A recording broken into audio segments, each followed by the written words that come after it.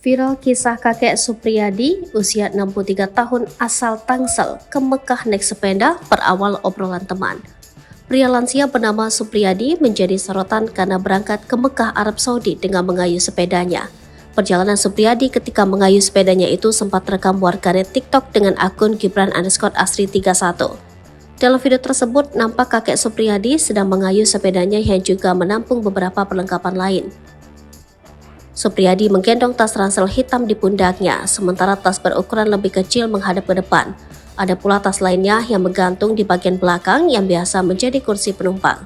Sementara itu, di bagian paling belakang sepeda terdapat plat atau piringan bertuliskan Indonesia to Mekah.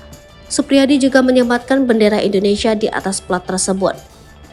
Bendera merah putih berukuran lebih kecil juga ada di bagian depan sepeda, disandingkan dengan bendera Arab Saudi. Ketika dilewati perekam video, Supriyadi nampak tersenyum sembari terus mengayuh sepedanya.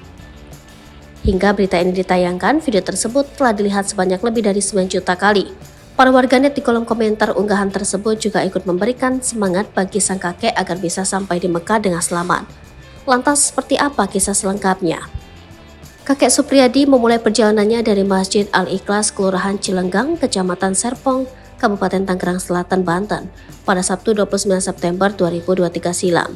Ia sudah meminta doa restu dari istri dan anak-anaknya sebelum memulai perjalanannya ke Tanah Suci menggunakan sepeda.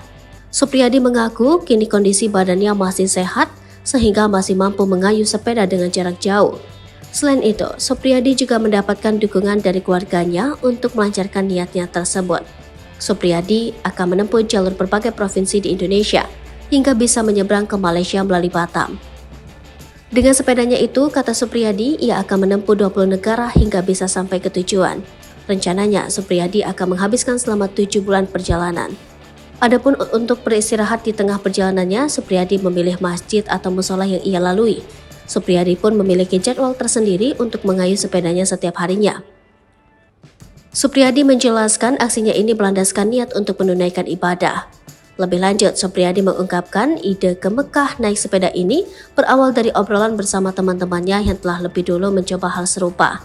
Supriyadi pun mempersiapkan kepergiannya ke Mekah sejak jauh-jauh hari, termasuk mempersiapkan persyaratan dokumen. Download Tribun X sekarang, menghadirkan lokal menjadi Indonesia.